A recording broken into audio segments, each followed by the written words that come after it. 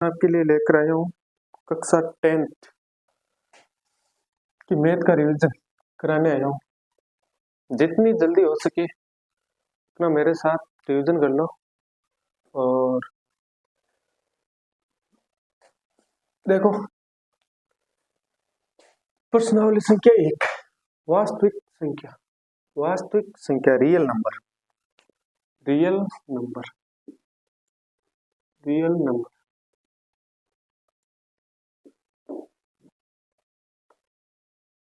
संख्याएं क्या होती है? सबसे पहले तो आपको ध्यान में रखना है, क्या ध्यान में रखना है कि भाई प्राकृत संख्या कैसे कहते हैं। देखो, प्राकृत संख्या, वास्तविक संख्या क्या होती है, उससे पहले हम जो भी इससे पहले की संख्या होती है उसको वो देखते हैं कि भाई प्राकृत संख्या क्या होती है, नेचुरल नंबर क्या होता है। जो संख्या एक से स्टार्ट होती है, जैसे 1 है, 2 है, 3, 4, 5, इस प्रकार अनंत तक चलती है। और अनंत तक चलती है तो इस संख्या को क्या कहते हैं? प्राकृत संख्या।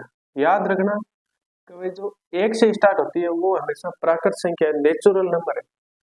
पूर्ण संख्या देखो क्या होती है। पूर्ण संख्या, पूर्ण यानी जीरो शामिल है उसमें। इसमें देखो जीरो शामिल नहीं है, लेकिन पूर्ण संख्या में 0, 1, 2, 3, 4, 5 और अनंत तक। और कहां तक? अनंत तक। पूर्ण संख्या हो गई, प्राकृत संख्या हो गई। और इसके बाद में अब है आपके पूर्णांक संख्या। तो पूर्णांक संख्या देखो, अब पूर्णांक संख्या क्या होती है? तो पूर्णांक संख्या में देखना है आपको कि भाई जीरो भी शामिल है। इसमें देखो जीरो शामिल नहीं है, पूर्ण संख्या में जीरो शामिल है। पूर्णांक संख्या में क्या है? जीरो शामिल है, 1 भी है, 2 भी है, 3 भी है। तो अलग क्या है? अलग पूर्णांक संख्या में माइनस की संख्या भी शामिल है, जैसे -1, -2, -3 और अनंत तक। माइनस की जितनी भी संख्याएं हैं पूर्णांक संख्या है। एक बात और याद रखना, क्या? पूर्णांक संख्या में पॉइंट की संख्या नहीं आती। जैसे पॉइंट में संख्या आती है ना, वो संख्या पूर्णांक में नहीं आती। केवल और केवल माइनस की, जीरो और प्लस की संख्या, जितनी भी संख्या है वो किसमें आएगी? पूर्णांक संख्या। अब परिमेय संख्या क्या है? देखो, परिमेय संख्या क्या होती है? जिस संख्या को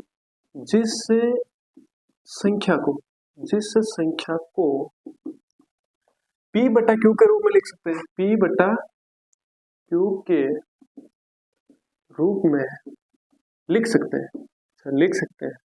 P बटा Q के रूप में लिख सकते हैं। और Q not is equal to क्या हो? शून्य।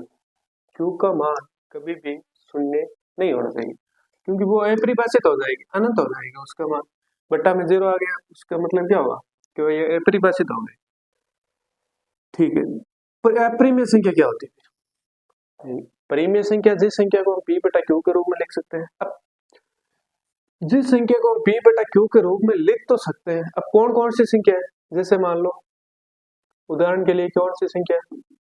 उदाहरण के लिए जैसे 2/3 है, P बटा Q के रूप में लिख दिया। और 5/7 है। माइनस की संख्या जैसे माइनस का 4/5 है, तो ये भी क्या है? परिमेय संख्या है। अब पाई क्या है? देखो, एक ध्यान में रखना, पाई और 22/7, 22/7 को तो P बटा Q के रूप में लिख सकते हैं, इसलिए ये क्या है? परिमेय संख्या है। क्या है? परिमेय संख्या है। लेकिन पाई हमेशा के लिए क्या है? अपरिमेय संख्या है। क्या रहेगी? अपरिमेय संख्या है। क्यों? क्योंकि पाई का मान हमेशा किसके बराबर होता है? 22/7 के बराबर होता है। एग्जैक्ट मान नहीं होता है। 22/7 के क्या होता है? लमसम बराबर होता है किसके? 22/7 के। इसलिए याद रखना कि भाई पाई तो अपरिमेय संख्या है, लेकिन 22/7 परिमेय संख्या है। याद रखना इस बात को। अब देखो, अपरिमेय संख्या क्या होती है? अपरिमेय संख्या जिस संख्या को P बटा Q के रूप में नहीं लिख सकते, जिस संख्या को P बटा Q के रूप में नहीं लिख सकते, नहीं लिख सकते। तो फिर क्या है भाई, जिस संख्या को P बटा Q के रूप में नहीं लिख सकते, तो उदाहरण के लिए देख लो, उदाहरण के लिए देख लो कि भाई P बटा Q के रूप में कौन सी संख्या नहीं लिख सकते। अब जैसे भी मान लो कि भाई 1 बटा रूट 2 है, या रूट 2 है, रूट 5 है, पाई है, इन संख्या को हम बट्टा के रूप में नहीं लिख सकते। और ये संख्या क्या होती है, अप्रिमेय संख्या होती है। जितनी भी रूट की संख्या है, अब बोल दो कि भाई सर रूट में जो संख्या रहेगी वो क्या रहेगी, अप्रिमेय संख्या रहेगी। अप्रिमेय संख्या रहेगी तो आपको जैसे मान लो एक तो है रूट 5 और एक है रूट 4। अब इसमें से बताओ कि रूट 5 अप्रिमेय संख्या है, रूट 4 भी क्या अप्रिमेय संख्या है क्या, नहीं, रूट 4 अप्रिमेय संख्या नहीं है। क्यों नहीं है, क्योंकि रूट 4 का मान होता है कितना, 2। तो 2 क्या है, 2 एक परिमेय संख्या है। अब 2 परिमेय संख्या थोड़ी है, ध्यान से देखो 2, अब सीधा अभी आपको बोलते कि भाई 2 को तो P बटा Q के रूप में लिखा हुआ है भी नहीं है, तो ये परिमेय संख्या कैसे होगी, वो भी बात सही है। तो ध्यान रखना 2 को हम परिमेय संख्या बनाने के लिए 2 बटा 1 कर देते हैं, तो ये P हो गया और ये Q हो गया, तो 2 बटा 1 जो क्या है, परिमेय संख्या है, परिमेय संख्या है। अब आगे देखो वास्तविक संख्या। वास्तविक संख्या क्या होती है, वास्तविक संख्या होती है आपके परिमेय और अपरिमेय का मिक्स रूप होता है वास्तविक संख्या। मिक्स रूप ऐसा नहीं कह सकते कि भाई परिमेय संख्या और अपरिमेय संख्या को जोड़ने पर वास्तविक संख्या नहीं बनेगी, ये नहीं होगा। लेकिन उदाहरण के लिए देखो, उदाहरण के लिए हम ऐसे कह सकते हैं जैसे 1 बटा 3 है, ये परिमेय संख्या है। 4 बटा 5 ये भी परिमेय संख्या है। रूट 2 एक अपरिमेय संख्या है, रूट 5 एक अपरिमेय संख्या है, पाई एक अपरिमेय संख्या है। लेकिन ये सभी संख्याएं किसमें शामिल होगी, वास्तविक संख्या में शामिल होगी। ये जो सभी संख्याएं है ना, ये किसमें शामिल होगी, वास्तविक संख्या में शामिल होगी।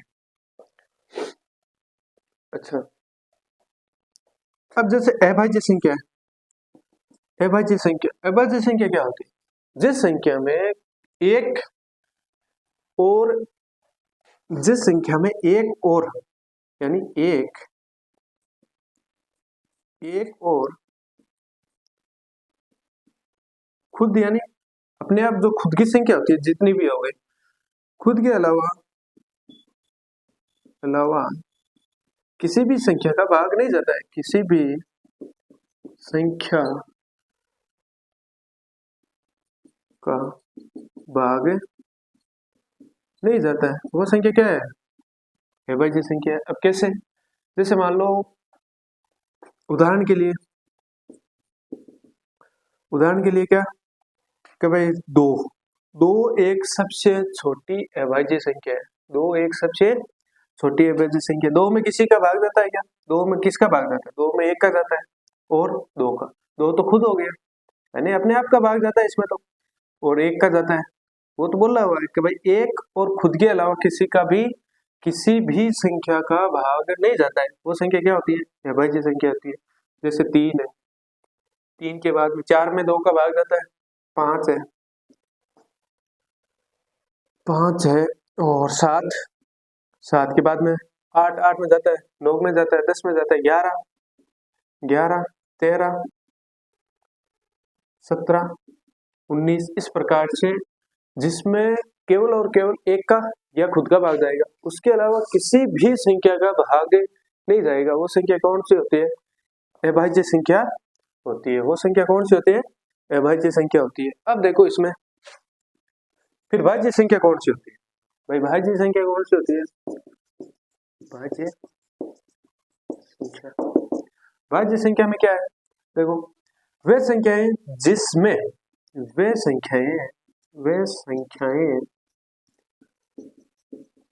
जिसमें खुद के अलावा दूसरी संख्या का भाग जाता है, खुद के अलावा दूसरी संख्या का भाग जाता है, संख्या का भाग जाता है। अब जैसे मान लो कैसे, 4 है, उदाहरण के लिए 4 है, 4 में 2 का भाग जाता है तो दूसरी संख्या हो गई। 6 में देखो 2 का भी जाता है, 3 का भी जाता है और 6 का खुद का जाता है। वे संख्याएं जिसमें खुद के अलावा दूसरी संख्या का भाग जाता हो, खुद के अलावा खुद का तो जाएगा ही जाएगा, लेकिन दूसरी संख्या का भी क्या होता है, भाग जाता है, वो संख्या क्या होती है, भाज्य संख्या होती है। अब एक सह-अभाज्य संख्या, सह-अभाज्य संख्या ध्यान रखना इंपॉर्टेंट है इस प्रश्नावली की दृष्टि से। कैसे? सह-अभाज्य संख्या कौन सी होती है? सह-अभाज्य संख्या हमेशा किस में रहती है, पेयर में रहती है, युग्म में रहती है। हम केवल जैसे 5 ले लिया तो 5 को हम सह-अभाज्य संख्या में शामिल नहीं करेंगे। क्यों नहीं करेंगे? क्योंकि ये संख्या हमेशा किस में रहती है, एक तो युग्म में रहती है, ये संख्या किस में रहती है, युग्म में रहती है, युग्म में रहती है, हमेशा किस में रहती है, युग्म में रहती है। और जिसमें कोई भी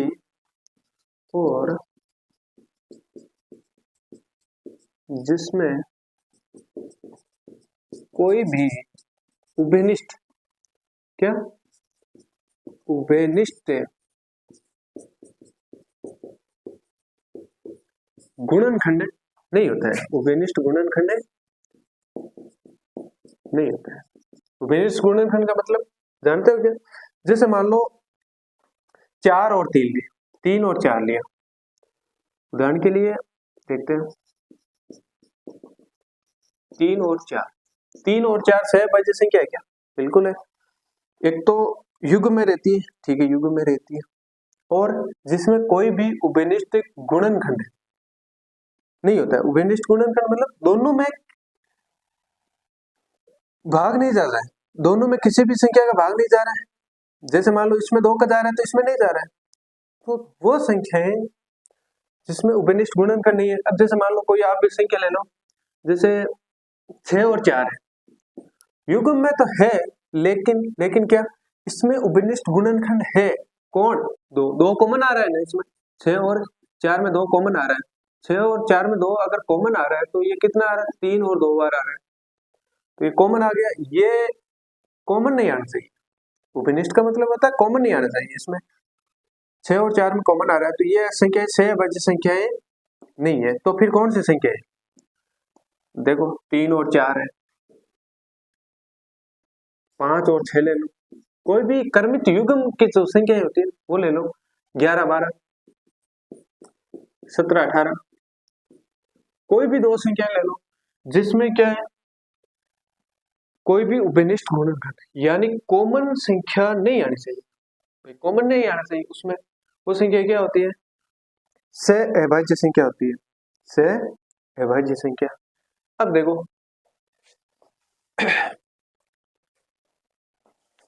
ये संख्या याद रखना। अब ऐसे नहीं कि सर स्क्रीनशॉट ले लें इनका, स्क्रीनशॉट खुद नहीं बनने वाला है।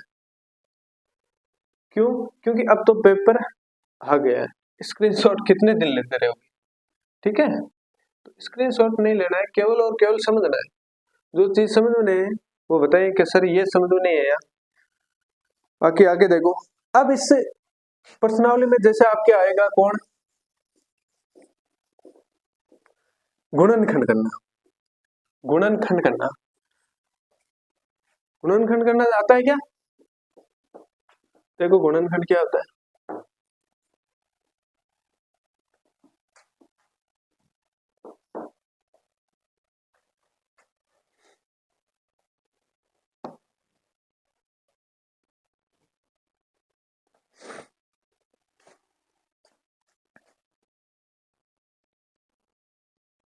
जैसे निम्न संख्या का गुणनखंड करो।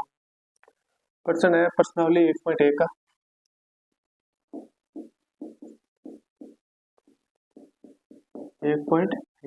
जैसे मान लो आपका आएगा अभाज्य गुणनखंड विधि द्वारा, अभाज्य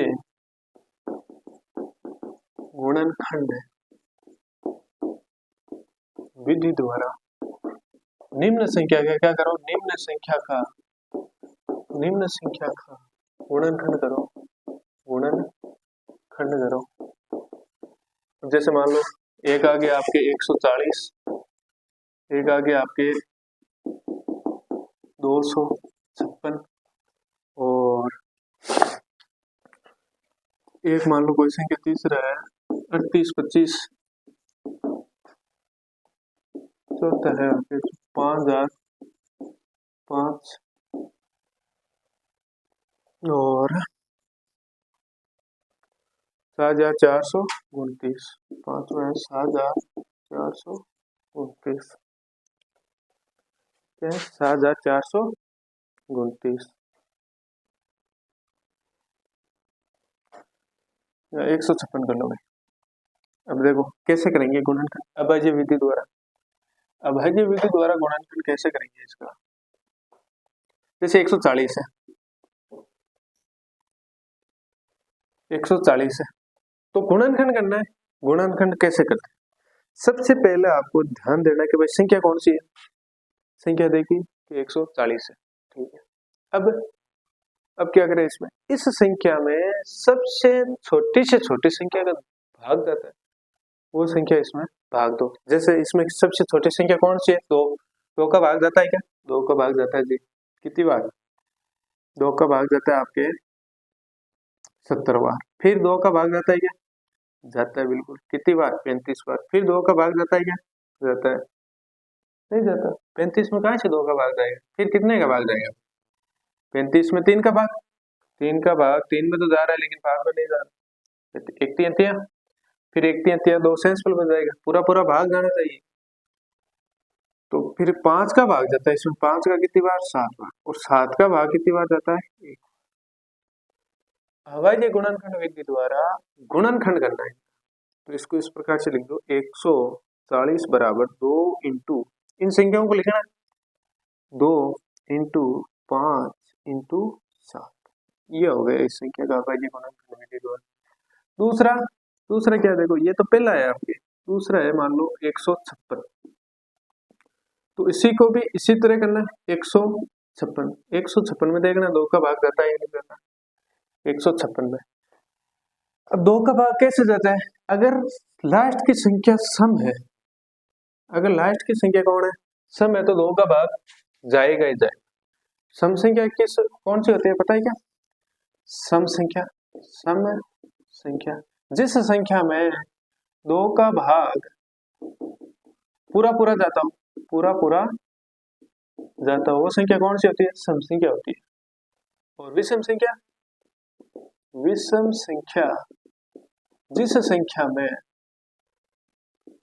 जिस संख्या में 2 का भाग पूरा नहीं जाता,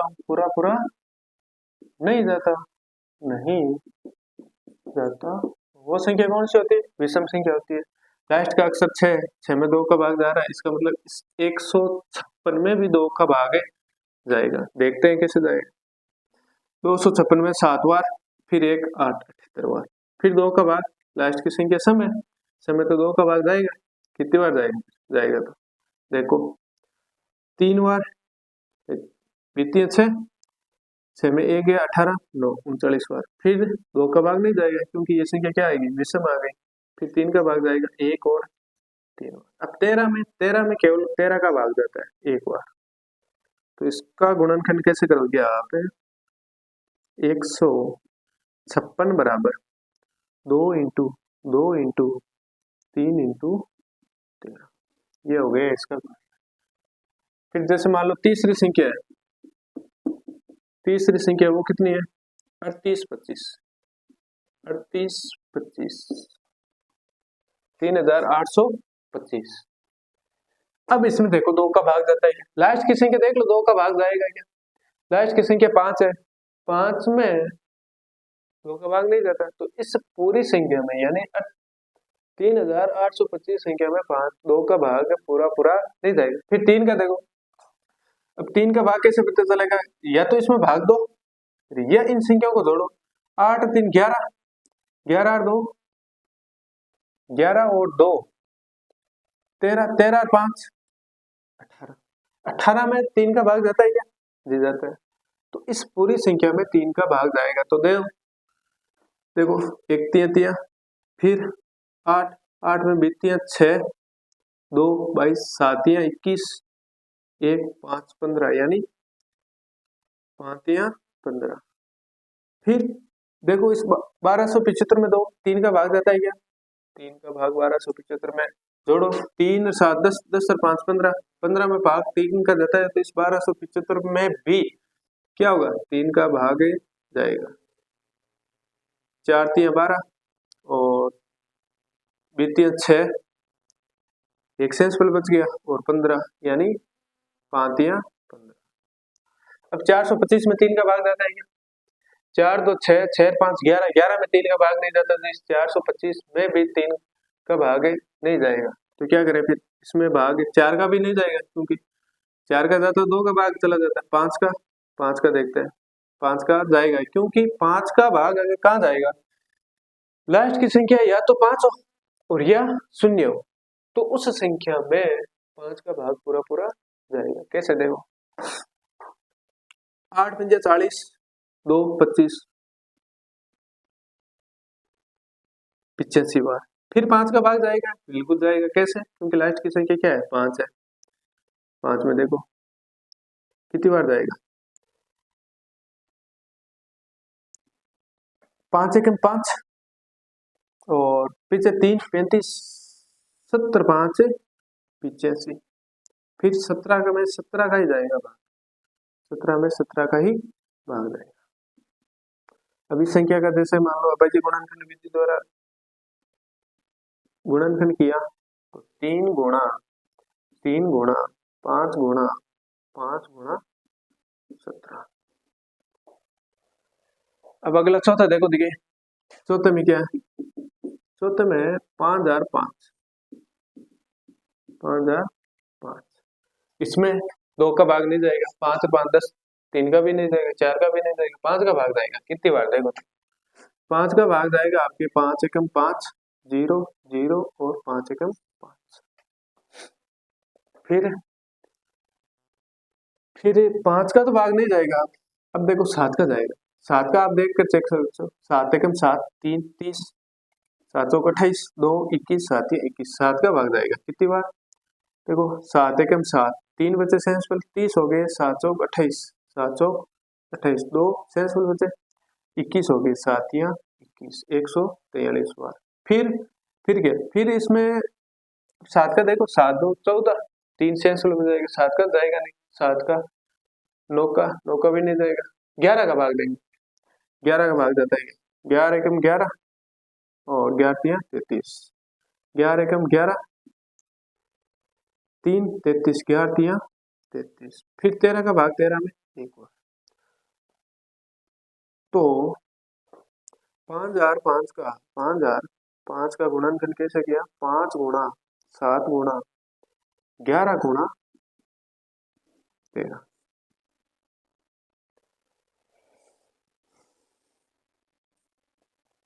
ठीक है। आगे देखो, अब कौन सी संख्या है, अब संख्या आपके 7439,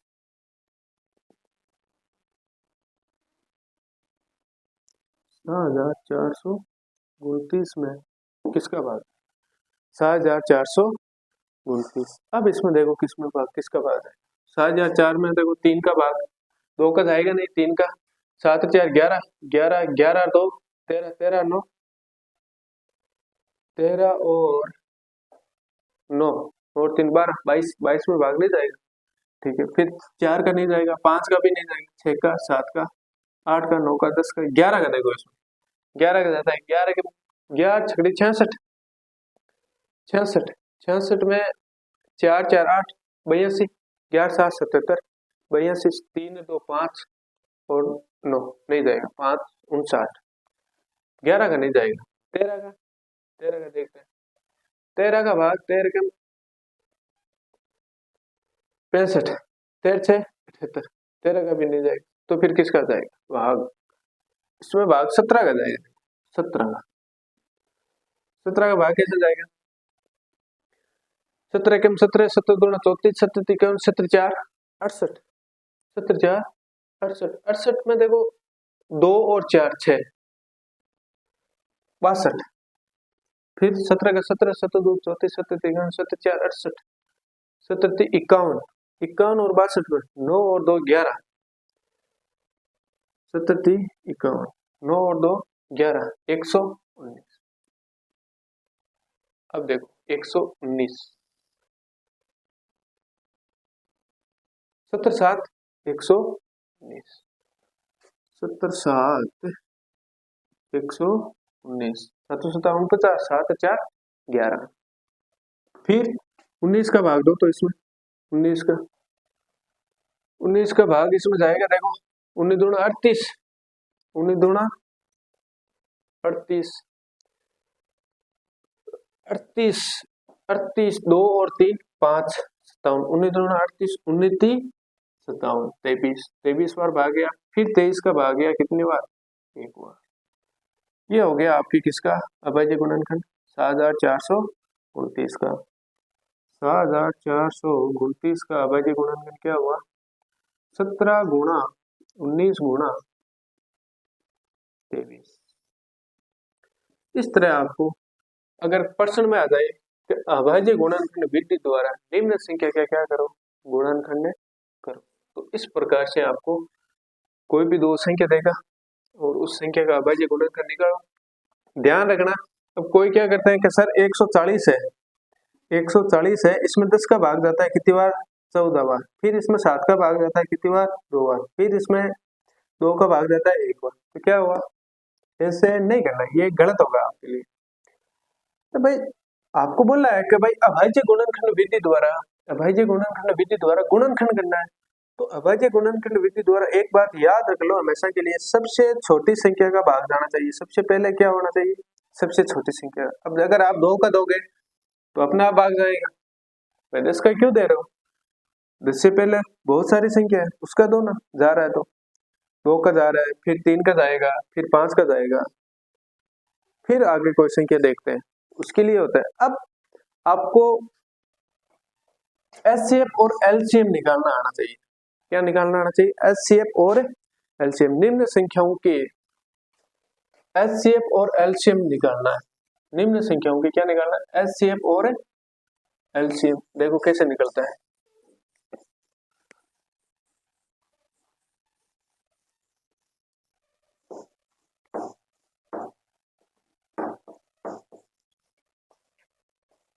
निम्न संख्याओं के एचसीएफ और एलसीएम निकालना है। देखो निम्न संख्याओं का एचसीएफ और एलसीएम ज्ञात करना। आपको एचसीएफ और एलसीएम ज्ञात करना आना चाहिए। तीसरी चौथी क्लास से आप एलसीएम एचसीएम निकालना जानते हो। तो देखो कौन कौन सी संख्या है। संख्या कौन कौन सी है? 26 और 91। पहली संख्या मान लो 26 और 91। दूसरी संख्या है 510 और 92। और तीसरी संख्या है जैसे मान लो कि वो कौन सी? 336 और 54। 336 और 54। अब देखो एचसीएफ या एलसीएम कैसे निकालते हैं, देखते हैं कैसे निकलता है एचसीएफ और एलसीएम। सबसे पहले जो भी संख्या दी जाएगी उसको आप अभाज्य गुणनखंड विधि द्वारा अलग अलग लिखो। कैसे? जैसे मान लो पहली में संख्या दे रखी है आपको 26, तो इसको अलग गुणनखंड करो और 91 का क्या करो? अलग गुणनखंड करो। 26 में देखो 2 का भाग जाता है कितनी बार? 13 बार। 13 दूना 26। और 13 में 13 का भाग जाता है 1 बार। अब 91 में किसका भाग जा रहा है? 91 में 7 का भाग जा रहा है कितनी बार? 13 7 91। और 13 में 13 का भाग जा रहा है 1 बार। 1 बार जा रहा है। इसका मतलब क्या हो? 26 बराबर क्या हो गया? 2 गुणा 13। 2 कितनी बार है? 1 बार है तो 1 हाथ लगा दो। 13 कितनी बार है? 13 है तो 1 बार लगा। फिर लिखो 91 के लिए। 91 में क्या है? 7 गुणा 13। 7 गुणा। अब इसमें देखो क्या है, सबसे पहले आपको निकालना रहेगा HCF। क्या निकालना रहेगा? HCF। HCF कैसे निकलेगा? HCF आपको जो भी दोनों संख्या, जैसे यहाँ पर दो संख्या दे रखी है 26 और 91, 26 और 91, इस दोनों संख्याओं में अगर कोई भी संख्या कॉमन है तो उस कॉमन संख्या को ले लो। जैसे यहाँ पर 13 कॉमन है, 13 दोनों में कॉमन है तो 13 ले लो, 13। तो इसका HCF कितना आ गया? 13। तो LCM कैसे ज्ञात करेंगे? LCM आप देखो, 2 ले लिया, इन दोनों 13 के बदले आपको एक ही 13 लेना है, गुणा 13 और 1 7 इंटू 7। LCM बराबर हो गया आपके 13 दूना 26 और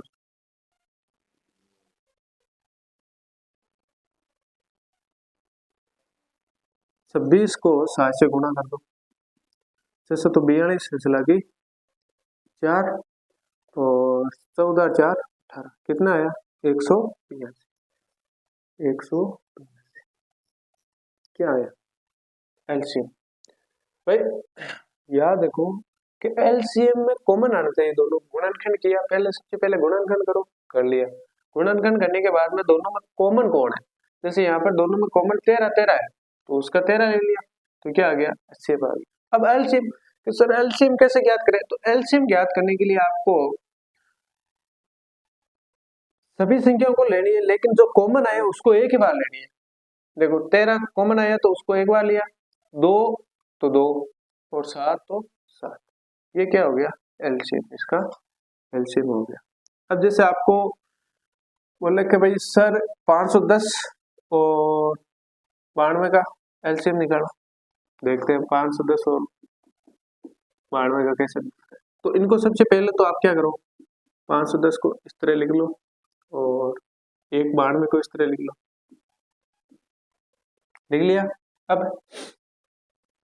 अब इसमें एक ही बात ध्यान रखो कि भाई भाग दो, पहले इसमें गुणनखंड करो। 2 का भागदार है 510 में, कितनी बार?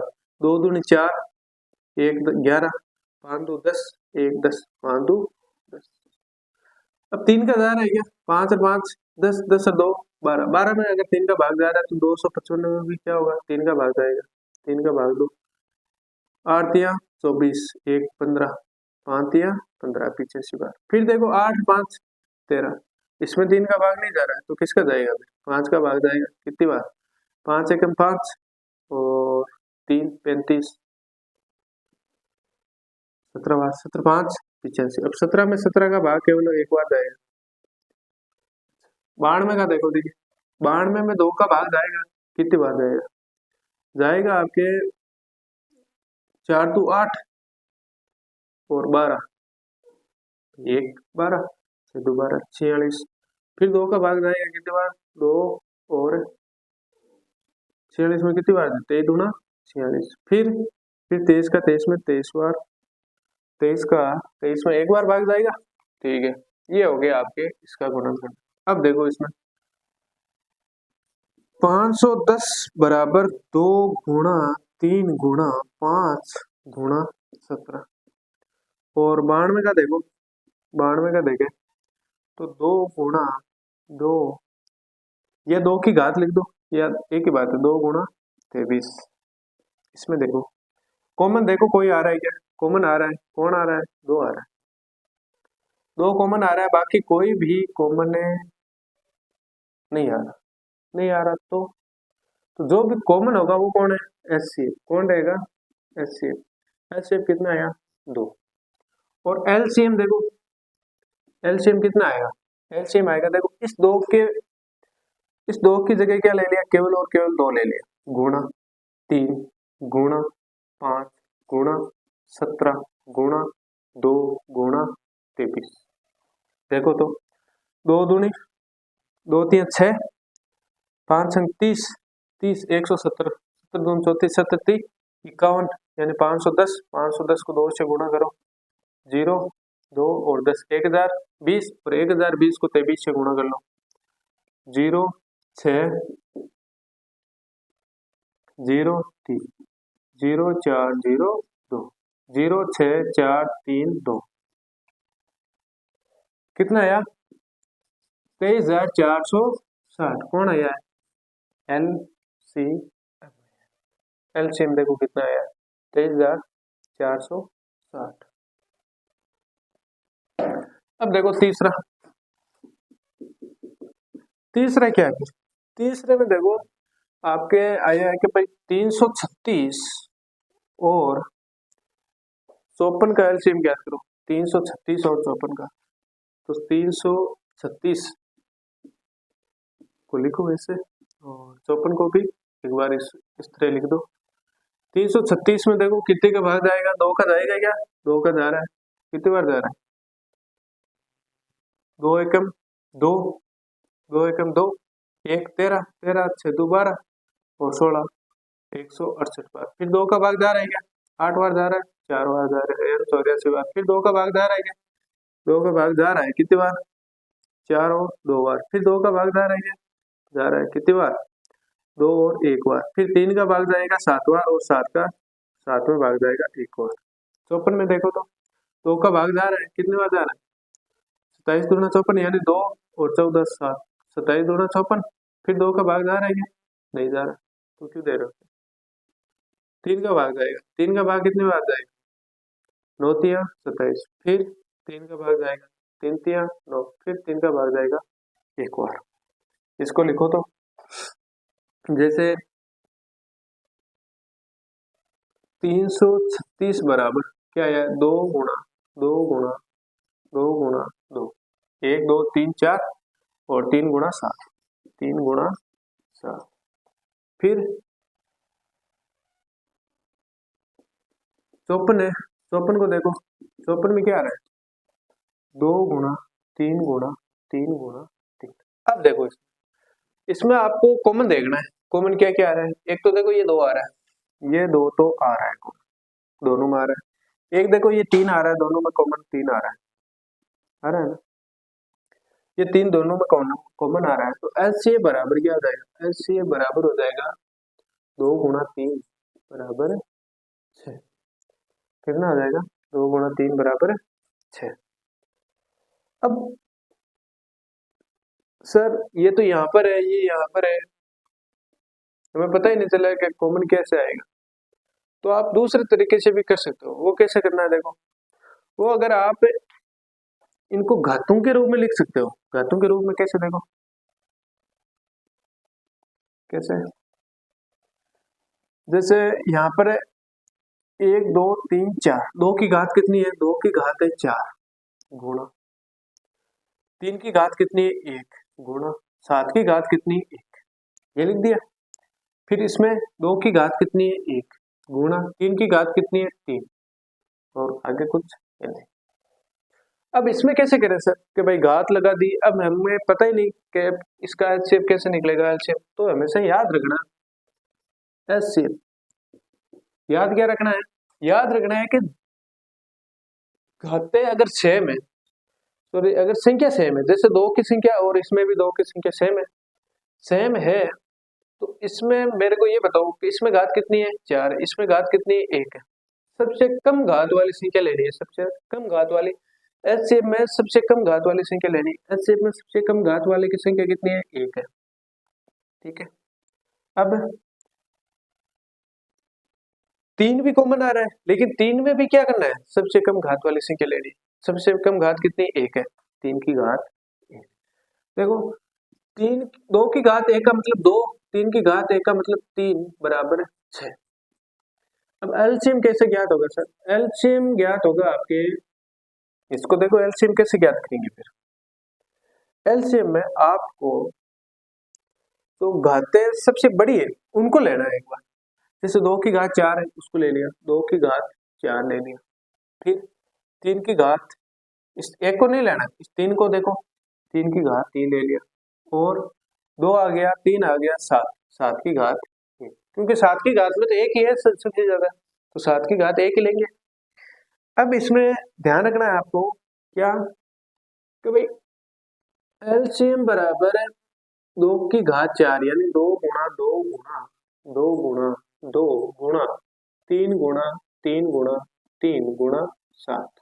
देखो 2 दूनी 4, 4 दूनी 8, 8 दिया 24, 2 दूनी 4, 4 दूनी 8, 8 दूनी 16, 16 16 दूनी 32, 16 3 48, 48 को 3 से गुणा करो या 48 को 9 से गुणा करा लो, 48 को 9 से गुणा किया 8 9 72, ऐसे लगे 7, 36 से 7 कितने हुए 36 और 7 4 3 43, फिर इसको 7 से गुणा करा लो, 2 से हो गया 7 से हो गया, 7 2 14, ऐसे लगे 1 21 रे 22, लगे 2 8 28 से 2 30, 3024। एलसीएम कितना आया 3024। तो अगर दो संख्या दे रखी है उसका एलसीएम और एलसीएम निकालना है तो इस तरीके से निकालें, जल्दीबाजी ना करें कि भाई इसमें बहुत बार देखा है बच्चों के क्या कि भाई सर इसमें एलसीएम तो निकाल लेते हैं लेकिन एलसीएम नहीं निकलता। एलसीएम इस तरीके से निकाला करो कि भाई सबसे बड़ी घात ले लो, सबसे बड़ी घात ले ली, फिर इसमें बड़ी घात कौन है सबसे 3 की घात 3 है लिख दिया, और इस 7 की सबसे बड़ी घात 7 की 1 ही है तो उसी को लेना है। 2 की घात 4, 2 की घात 4, 2 दूनी 4, 4 दूनी 8, 8 दूना 16, फिर 3 की घात 3, 3 इंटू 3 इंटू 3, और फिर 7 की घात 1 तो 7। अब इसको गुणा करो आपस में, 16 16 तिया 16 48, 48 को 7 से 50 को 3 3 9 से गुणा करवाया तो आया 432, 432 को 7 से गुणा करवाया तो कितना है 3024। ये हो गया आपके एचसीएफ और एलसीएम निकालने का तरीका। अब अगर आप तीन संख्या का आता है तो कैसे निकालें, वो देखो 3 संख्या का आता है तब कैसे निकलता है।